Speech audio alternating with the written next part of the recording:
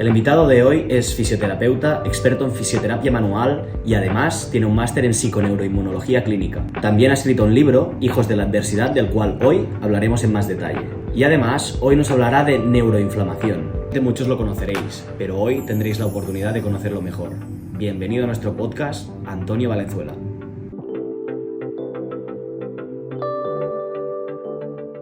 Buenos días a todo el mundo, bienvenidos una vez más a nuestro podcast /webinar de divulgación sobre todo de términos pues, de salud, de bienestar, de vivir más y sobre todo vivir mejor. Hoy tenemos un invitado muy especial, a Antonio Valenzuela. Tiene un amplio currículum, pero sobre todo destacaría pues, por áreas como fisioterapia y también de PNI. Entonces, yo creo que lo mejor será que se presente él. Antonio, un placer tenerte aquí. Pues ¿Quién es muchísimas, Antonio? muchísimas gracias, me hace un montón de ilusión estar aquí con vosotros. Pues bueno, esto es algo que me preguntan muchas veces, siempre que hacemos alguna charla o tal, ¿quién es Antonio? Y siempre respondo, creo que de una manera diferente, porque es algo que no tengo preparado. Pero bueno, Antonio es un profesional de la salud, una persona que, como yo creo que casi todos los profesionales de la salud, vienen motivados por problemas de salud propios que le llevaron a un interés por el bienestar, por la salud de los demás, y empecé estudiando fisioterapia. Después la fisioterapia me encanta, de hecho me sigo dedicando a ella, pero vi que faltaban cositas para llegar más a la raíz, al quid de la cuestión del problema de cada paciente. Entonces empecé con la psiconeuroinmunología clínica, también un poco motivado por problemas de salud mío a nivel intestinal, enfermedades autoinmunes, etcétera, etcétera. Y eso pues me llevó a transcurrir, a estudiar mucho, a divulgar, bueno, a ir a conferencias, etcétera, etcétera. Y la vida al final me ha ido poniendo un poco también del otro lado. Es cierto que todavía me sigo formando un montón, que asisto a un montón de congresos, etcétera, pero es cierto que poco a poco pues voy divulgando, hasta no sé cómo he engañado a la editorial Alienta para escribir un libro y cuatro cositas así, que porque me encanta compartir todo eso que yo voy aprendiendo, me encanta simplificarlo y compartirlo con aquellas personas que les pueda servir, porque a mí me sirve. Totalmente. Bueno, luego hablaremos más acerca Sí, del libro, pero a bueno, mí me gustaría tener un poco claros sí, ciertos conceptos porque creo que también nuestra audiencia lo va a pedir, ¿no? Es decir, sí, sí. hablamos por una parte de fisioterapia, por otra de psiconeuroinmunología. Primeramente, ¿qué sería este término y cómo lo relacionamos, ¿no? ¿Cómo englobamos ambas patas de forma Mm. consistente? Pues mira, la psiconeuroinmunología clínica, la PNI, es una disciplina muy transversal, es decir, engloba muchos ámbitos de la salud humana y se basaría en un complejo y profundo conocimiento de la fisiología de nuestro organismo, es decir, cómo funcionamos, por qué funcionamos de esa manera y ver qué elementos del estilo de vida moderno van en contra de esa fisiología. Entonces, desde la PNI lo que intentamos es orientar a las personas hacia una vida más afín a sus genes, más coherente con su genética, con las necesidades que su cuerpo expresa. Entonces, la PNI es, como ya te decía, muy transversal, se puede llegar desde la fisioterapia, se puede llegar desde la nutrición, desde la psicología, desde la medicina, porque al final es un enfoque 360 de la persona. Totalmente, súper interesante. En este enfoque 360 me gustaría también vincularlo a tu área de trabajo, ¿no? Es decir, cuando viene un paciente o una persona pues, que requiere de tu ayuda, ¿cómo sería el proceso? Es decir, ¿cómo hacemos este abordaje integral? Pues sí, pues eso es algo que te lo puedo explicar. Intentaré no extenderme mucho, pero bueno, nosotros desde la fisioterapia, tradicionalmente se había visto la fisioterapia, ¿no? Como la persona que, el paciente, digamos, ponía su cuerpo en manos de una persona que sabía mucho sobre técnicas manuales, sobre aparatología muy compleja y con eso solucionaba, le arreglaba, digamos, la papeleta en cuanto al dolor o la lesión de ese paciente, ¿no? Entonces, es cierto que eso se hace y se hace bien y tiene sus beneficios, pero es una visión de la salud muy simplista. Desde la fisioterapia, nosotros entendimos que el ejercicio físico, el movimiento activo, lo que es la reeducación funcional de los pacientes es una pieza muy importante, porque el paciente no le duelen las cosas tumbado en una camilla, le duelen en el día a día. Entonces, el movimiento, el ejercicio, el movimiento fisiológico es muy importante. Pero si a nosotros nos llega un paciente con dolor, que no se mueve bien, pero es una persona que no duerme absolutamente nada o tiene un patrón de sueño totalmente alterado, que tiene el estrés por las nubes, una persona que tiene un patrón respiratorio muy alterado, que come una dieta que no es la más afín a un Homo sapiens, es muy difícil que se cure o que solucione el problema al que viene a consulta. Me ha pasado durante muchos años, antes de estudiar psiconeuroinmunología, que aplicabas la técnica correcta en la lesión del paciente, explicabas los ejercicios físicos, los ejercicios reeducacionales, por decirlo de alguna forma, al paciente, pero eso no curaba. Y claro, veías que el paciente tenía unos niveles de estrés hasta arriba o que no dormía. Entonces, desde la PNI lo que intentamos es llegar al origen del porqué de las cosas y solucionarlo desde ahí. Si el paciente, su problema es el sueño, pues intentaremos darle algunas recomendaciones para que mejore ese patrón de sueño. Si es a nivel de estrés, pues intentaremos darle algunas recomendaciones para que mejore su patrón de estrés. También recomendarle, obviamente, lo podemos derivar a un compañero, a una compañera psicóloga, para que le traten esa posible patología. Si su dieta está muy desorganizada, es una dieta basada en alimentos no, como se suele decir, no reales, etcétera, pues también tendremos que corregir esos hábitos, porque no se puede entender la salud de un paciente sin verlo como un todo. Entiendo también que es una metodología muy introspectiva desde la parte del paciente, es decir, tiene que analizar muy bien dónde está el foco del problema cuando muchas veces no debe ser tan fácil detectarlo. Sí, efectivamente, por eso la psiconeuroinmunología clínica, su mismo nombre indica por el psico, es decir, es cierto que el patrón de por qué nos comportamos como nos comportamos, por qué hacemos lo que hacemos es algo muy, muy, muy importante. Solo conociéndonos muy bien a nosotros mismos podemos mejorar nuestra salud, por supuestísimo que sí. En términos de herramientas para realizar esta metodología, entiendo que hay una metodología común o cada uno tiene sus metodologías y sus propias herramientas. ¿Cómo funciona? Pues depende del profesional, digamos, de la matriz de la cual venga, es decir, formativa. Es decir, yo, por ejemplo, soy fisioterapeuta, entonces siempre o la mayor parte de los pacientes que me llegan a mí a consulta son pacientes con dolor, con problemas osteoarticulares. Entonces, yo siempre enfoco desde un punto de vista de cuánto te mueves, cómo te mueves, por qué no te mueves lo que deberías, qué factores te limitan, qué factores te mejoran. Y desde ahí, desde donde construyo, digamos, lo que es la historia clínica de mi paciente. Por supuesto, ya después podemos ir a otras facetas de cómo duerme, la calidad de su dieta, si el horario de sus comidas, si hace un patrón de alimentación muy extendido en el tiempo o se alimenta más un estilo de, por decirlo de alguna forma, de ayuno intermitente, cuáles son la calidad de las grasas de su dieta, decir si come grasa o no, cuáles son ese tipo de grasas, cuánto de hidrato de carbono come y qué tipo de hidrato de carbono come, cuáles son sus niveles de estrés, qué hace en su día a día para conectarse consigo mismo, cuál es la calidad de sus relaciones humanas, cuánto tiempo pasa en la naturaleza. Es decir, hay muchos factores que intervienen en el bienestar, en la salud de una persona y claro, tenemos que mirarlos todos. Por supuesto, y no me extiendo más, también pruebas analíticas, es decir, te vienen súper bien si podemos tener pruebas que veamos, que decodifiquen esa genética, esa bioquímica del paciente para ver qué está pasando. Por ejemplo, hay pacientes que pueden tener un trastorno depresivo crónico, ¿ok? Que es obviamente la genética.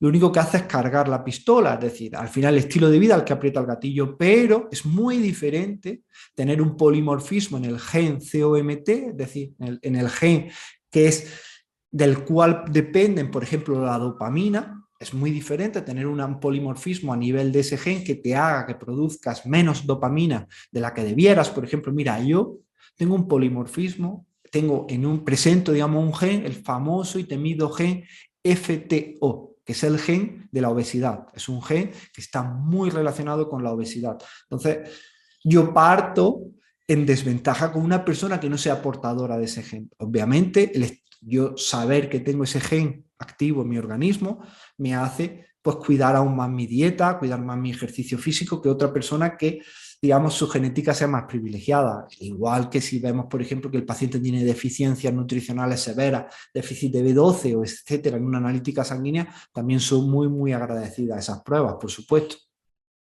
No, no, totalmente. Y es súper interesante este aporte, ¿no?, que comentabas, que muchas veces la genética no es determinista. Es decir, nosotros nacemos con los genes que tenemos, son las cartas que nos han tocado, pero luego depende de nosotros cómo jugamos la partida, ¿no? Y depende de nosotros, pues en función del estilo de vida que llevamos, si hacemos que estos genes estén activados, estén sobreactivados, estén dentro de lo que serían los estándares normales, ¿no? Entonces, súper interesante este approach. Entonces, también me gustaría preguntarte también con tus pacientes cuándo es el mejor momento para acudir a un psiconeuroinmunólogo o acudir a este tipo de tratamientos o este tipo de metodología, ¿no? Porque entiendo que no solamente son personas que ya tengan una sintomatología, sino que también puede ser en el ámbito de la prevención. Por supuesto, ahí le has dado totalmente. Decía, es muy importante no solo esperar a que ya estemos sumidos en el pozo del dolor, del sufrimiento, para poner acciones de nuestra parte para empezar a mejorar. Obviamente, siempre es más fácil coger las patologías cuando están empezando o cuando ya nosotros somos conscientes de que hay algo en nuestro organismo que no funciona bien. Por ejemplo, si podemos hablar de un tema que a mí me gusta mucho, de la neuroinflamación. Si una persona, por ejemplo, se nota que se levanta cansada ya desde por la mañana, que no se concentra bien, que tiene esa sensación de neblina mental, es decir, que no es ágil de pensamiento, que se encuentra continuamente cansada, fatigada, eso no es normal y eso tendremos que acudir a ello. Pero también es cierto que cada persona, digamos, su momento de sanación le llega cuando le tiene que llegar. Es decir, también hay personas que necesitan para transformarse profundamente, llegar a eso, a esa catarsis y a ese, se tienen que romper, digamos, para desde ahí volver a construirse otra nueva versión de ellos mismos. Entonces, es cierto que hay muchas veces que es más reconstructivo, digamos, para la persona caer al pozo para después salir de ahí, y otras personas, aunque lo ideal sería obviamente ahorrarnos todo este sufrimiento, pero a lo mejor hay otras personas que no, que dicen, yo en cuanto que me noto el más mínimo síntoma, ya pongo de mi parte. Es muy interesante lo que comentas y me gustaría entrar más en detalle en el aspecto de la neuroinflamación, ¿no? Ya que es un Sí, concepto que seguramente a mucha gente no le sonará demasiado, pero yo creo que lo has definido perfectamente bien, ¿no? Que es cuando personas que ya se encuentran, que tienen una fatiga crónica, ¿no? Que se encuentran pues en un estado que puede ser o no transitorio, pero que en cierta medida obstaculiza lo que sería su día a día, ¿no? Entonces, primeramente entender por qué pasa y luego si hay alguna best practice, ¿no? Algún manual para, pues, para estar mejor. sí, claro que sí. Mira, normal, bueno, la neuroinflamación es un proceso, como su mismo nombre indica, inflamatorio a nivel del sistema nervioso. Aquí cuando hablamos de la neuroinflamación que conlleva un trastorno, digamos, de cognitivo o conductual, es más a nivel del cerebro, pero también puede haber procesos neuroinflamatorios a nivel de médula que faciliten un dolor en un brazo, por ejemplo, o en un hombro, un dolor crónico, o una sensibilización central, un dolor en la tripa, que no hay ninguna lesión, pero simplemente viene por un proceso inflamatorio a nivel de nervio. Pero cuando hablamos de a nivel del sistema nervioso central, de cerebro, cuando el cerebro se inflama, el cerebro no tiene receptores de dolor. Entonces, el cerebro cuando está inflamado no duele, pero sí expresa su sufrimiento de otra forma, es decir, altera la conducta de la persona a la que está, digamos, de su huésped, de la persona que está neuroinflamada. ¿Cómo? Pues generando cansancio, generando fatiga, generando tendencia a las contracturas musculares, cefaleas, dolores de cabeza, lo que se llama en habla inglesa se llama foggy mind, que es la neblina mental. Eso es como que tenemos esa empanada en la cabeza que vamos, digamos, a cámara lenta en el día a día. Y eso, al final, es fruto de la inflamación que se genera en nuestro organismo y que afecta al cerebro. Entonces, los mismos factores que inflaman a nuestro cuerpo van a inflamar el cerebro. De hecho, hay uno muy, muy particular que es, muchas de las personas que nos están escuchando seguro que les suena eso de la famosa conexión del intestino y el cerebro, ¿no? La salud intestinal vía su microbiota, por ejemplo, tiene mucha relevancia a nivel de lo que se produce en el cerebro. Pues exactamente igual pasa con la inflamación. Si tenemos una inflamación a nivel intestinal, el cerebro y el intestino están íntimamente conectados por el nervio vago. Esa inflamación a nivel intestinal se va a comunicar al cerebro y el cerebro, para protegerse, se va también a inflamar. De hecho, es muy importante la calidad de nuestra dieta, ya no solo para bajar la inflamación a nivel cerebral, sino también, mira, por ejemplo, el instituto en el King's College de Londres relacionaron en un estudio observacional de multitud de personas, vieron que había una correlación muy fuerte entre la variedad de la dieta de esas personas y su salud a nivel cerebral. Es decir, personas que tenían a nivel de vegetales una alta variabilidad de su dieta, es decir, una dieta muy variada en frutas, muy variada en verduras de todos los colores, muy variada en especias, en infusiones, en plantas aromáticas, tenían mejores niveles de función cognitiva, menos niveles de depresión, menos niveles de ansiedad, mejor humor. ¿Por qué? Porque todos esos principios activos que están en todas las plantas de origen, bueno, todas las plantas obviamente son de origen vegetal, en todas las plantas, en todos los alimentos de origen vegetal, tienen sustancias que son muy beneficiosas para reducir la neuroinflamación. Por ejemplo, si hablamos de la cúrcuma, pues la curcumina, que es el principio activo de la especia, es excepcional para reducir la neuroinflamación. Pero, por ejemplo, si hablamos del brócoli, tiene una sustancia, el brócoli, la cale, la coliflor, perdón, tiene una sustancia que se llaman los sulforafanos, los indolcarbinoles, una serie de sustancias que también son medicina para reducir la neuroinflamación. Las setas, los beta-glucanos, que son otros principios activos que están presentes en las setas, también mejoran la neuroinflamación, es decir, la calidad de nuestra dieta va a ser un factor muy, muy importante para el nivel de neuroinflamación que podamos tener. ¿Habría otros factores aparte de la dieta? Por supuesto, por supuesto. Quizá uno de los principales sería la calidad de nuestro sueño, y ese es de los más importantes porque, de hecho, todos tenemos que tener presente que los síntomas clásicos de la neuroinflamación son los síntomas de una noche sin haber dormido. Es decir, si una persona quiere entender lo que es la neuroinflamación, una noche entera sin dormir, ¿cómo se siente al día siguiente? Lento a nivel mental, muy cansado, muy fatigado, todo le molesta, tiene dolor generalizado por el cuerpo, pero no sabría decir qué zona, y todo viene por una noche alterada de sueño. El patrón del sueño es muy importante. El cerebro se puede inflamar durante el día por su funcionamiento, pero utiliza la noche para desinflamarse. Entonces, si nosotros tenemos una mala salud de nuestro sueño, es decir, por ejemplo, tenemos un ritmo circadiano alterado, durante el día no recibimos luz solar de intensidad, estamos todo el día encerrados en hábitats muy cerrados, en habitaciones, etcétera. Y después por la noche, cuando nuestro cerebro espera tener oscuridad para poder descansar, estamos con pantallas, con televisiones, con tablets, etcétera. Es muy fácil que nuestro ritmo circadiano se altere. Y cuando nos vayamos a la cama y se tenga que producir la famosa hormona del descanso, que es la melatonina, que es muy importante para frenar la neuroinflamación, no esté. Otro, por ejemplo, y con eso voy, porque es un tema que me encanta, pero sé que me extiendo, pero por ejemplo, otro factor que tenemos que pensar, que es muy, muy, muy, muy interesante, porque nosotros podemos actuar a nivel de él, es el patrón respiratorio. ¿Sí?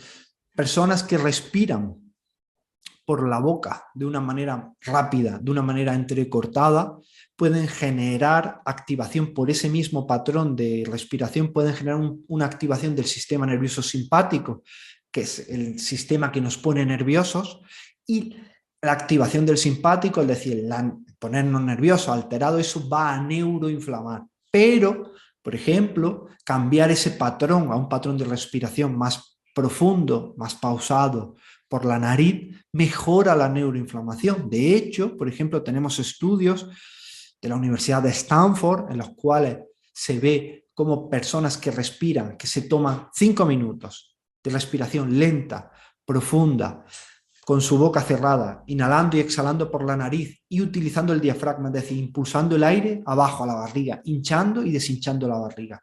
Cómo mejoran, calman el funcionamiento cerebral, mejoran la neuroinflamación, y también hace una cosa muy interesante, y es que esa activación del diafragma estimula un sistema que tenemos en nuestro organismo que se llama el sistema linfático, que es un sistema muy sofisticado de detoxificación del cerebro. Entonces, por ejemplo, cuando nosotros dormimos, ese sistema se activa, pero cuando respiramos de manera abdominal, lenta, profunda y constante, también. Por ejemplo, plantas, me vienen a la cabeza el ginkgo biloba, que es una planta muy famosa, se utiliza mucho en naturopatía, en medicina tradicional, es excepcional para mejorar el riego sanguíneo cerebral, pero también para mejorar esa neuroinflamación y mejorar ese drenaje linfático, el magnesio, hay muchas cosas. Y muchas veces ya solemos pensar que cuando nos sentimos neuroinflamados, ya lo primero que tenemos que hacer es acudir a un médico, acudir a fármacos, cuando hay cosas que están a nuestro alcance y que son muy fáciles de aplicar. Efectivamente, por supuesto. Una persona que basa, por ejemplo, su dieta en alimentos ultraprocesados, que toma una carga glucémica en la dieta, es decir, que tiene una dieta muy rica en hidratos de carbono refinados, en azúcares, la ciencia nos dice que a mayor nivel de glucosa en sangre, mayores niveles de neuroinflamación. Es decir, la glucosa elevada en sangre es altamente neuroinflamatoria. Por el contrario, una dieta rica en grasas saludables, sabemos que el pescado azul, el omega 3 del pescado azul es tremendamente beneficioso para mejorar la neuroinflamación. El aceite de oliva, el aguacate, el coco, por ejemplo, el aceite de coco también es muy interesante para reducir neuroinflamación y son hábitos que podemos empezar a hacerlo desde hoy mismo. Totalmente. Me gustaría seguir hablando de este tema porque realmente es un tema sin fin, pero también me gustaría hablar de otro tema que hemos comentado antes, que es de tu libro, del Hijos de la Adversidad, ¿no? Hablamos de salud en general, pero también desde un punto de vista un poco distinto al que estamos acostumbrados. Entonces, ¿nos podrías contar un poco de qué va? ¿Nos podrías hacer spoiler? Sí, claro, yo muy gustoso. Para mí, mis hijos de la adversidad son mis hijos y por supuesto, pues mira, podríamos reducir digamos, la base del libro a una frase, a mí me gusta mucho, es de un genetista húngaro, de uno de los padres de la genética. Él se llamaba Theodosius Dobzhansky y él venía a decir que nada en biología tiene sentido si no es a la luz de la evolución. Y eso se aplica perfectamente a medicina. Nosotros, los Homo sapiens, el funcionamiento de nuestro cuerpo no tiene sentido en la vida moderna, en la vida en las ciudades, bajo sedentarismo, con superávit de calorías, con un estrés socioeconómico brutal, con contaminación, etcétera, etcétera, etcétera. Entonces ahí no encontramos el sentido a nuestro funcionamiento, pero por el contrario, si nosotros ponemos nuestro funcionamiento desde una perspectiva evolutiva, vemos cómo todo cobra sentido. Es decir, nosotros, los seres humanos, hemos estado en un hábitat que era pues muy adverso para nosotros, es decir, tenía inclemencias muy fuertes, muy heavy, que forjaron nuestra genética. Es decir, el Homo sapiens, sus genes se forjaron bajo periodos en los cuales había poco alimento disponible, es decir, hacíamos ayunos forzosos. Cuando teníamos alimento, comíamos hasta saciarnos, es decir, no hacíamos un cazador-recolector en Etiopía, por ejemplo, cuando encontraba una higuera, no decía, buah, me voy a comer 4 higos ahora y me voy a dejar el resto para comérmelo a media mañana, a mediodía, a media tarde para hacer mis 6 comidas. No, es decir, comía hasta que se saciaba y ya después pasaba un periodo de muchas horas sin ingerir alimentos. Nosotros teníamos que movernos obligatoriamente para buscar alimento o para evitar ser comidos por otros animales. Hoy día nosotros nos movemos por divertimento o por necesidad, digamos, necesidad en cuanto a salud. Antes era necesidad porque si no, moríamos, es decir, o comíamos o tal. El frío exactamente igual, nosotros estábamos expuestos a frío, a calor, y todos esos estímulos sí se daban en unas condiciones, obviamente no muy mantenidas en el tiempo, fortalecían a nuestro organismo. Entonces la ciencia ha extrapolado esos estímulos evolutivos bajo un concepto que se llama hormesis.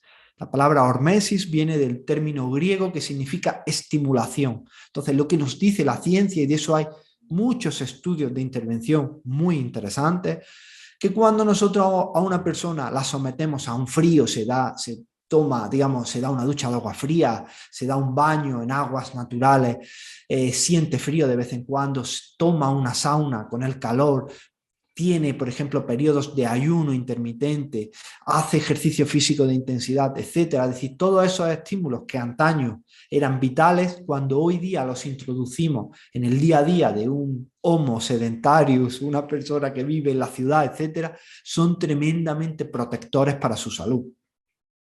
Va bien saberlo y esto también está al alcance hoy en día de todo el mundo, ¿no? Sí, Volvemos a lo mismo, no hace falta ni un gran gimnasio ni una gran terapia para seguir sanos y fortalecer nuestro organismo. Súper interesante. Ya para terminar, porque se nos tira el tiempo encima, pero sí. hay una pregunta que desde mi punto de vista yo tengo especial curiosidad de ver tu visión acerca del futuro, ¿no? ¿Cómo va a ser la salud del futuro? ¿Cómo vamos a evolucionar? Y si realmente pues, vamos a vivir más años y mejor haciendo estas buenas praxis del futuro. Buah, esto aquí intentaré no caer en el cuñadismo, no intentaré, teniendo todas las personas que nos están escuchando, que sepan que mi opinión no vale absolutamente nada y la expreso con todo el cariño. Es cierto que si miramos la evolución del mundo, es complejo, verdaderamente es una pregunta muy compleja porque algunos indicadores te hacen ver, ¿no? Dicen, madre mía, cada vez más las personas son sedentarias o cada vez más nos alimentamos con ultraprocesados, cada vez más estamos desconectados de la naturaleza, pasamos más tiempo rodeados de luces artificiales, etcétera. Eso es cierto, pero también es cierto que el conocimiento es poder, que en estos años se está generando una comunidad de personas que se preocupa mucho por su salud. Cada vez más hay personas que, por ejemplo, miran mucho los tóxicos de los productos, por ejemplo, de limpieza que utilizan o se preocupan por la calidad de su dieta o entienden que pasar tiempo en la naturaleza es algo que mejora más allá que solo por digamos, este término naif de, qué a gusto estoy viendo el verde. No, tiene profundos beneficios para nuestra salud.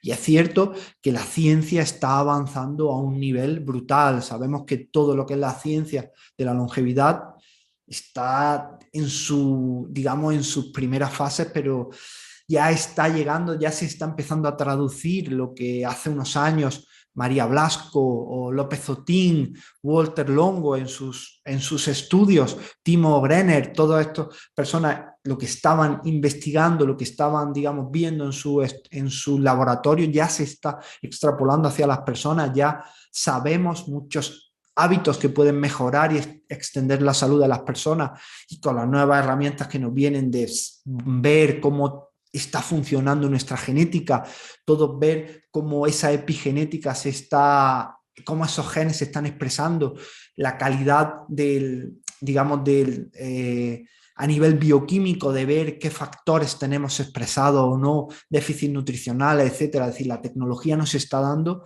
unas herramientas súper potentes que van a hacer que las personas que estén preocupadas por su salud tengan herramientas muy potentes para verdaderamente llegar a conocerse a sí misma, ya no solo de un punto de vista, digamos, intelectual, desde un punto de vista emocional, sino verdaderamente cómo funciona su cuerpo, cómo está su genética, cómo está su bioquímica, y oye, eso es algo muy potente.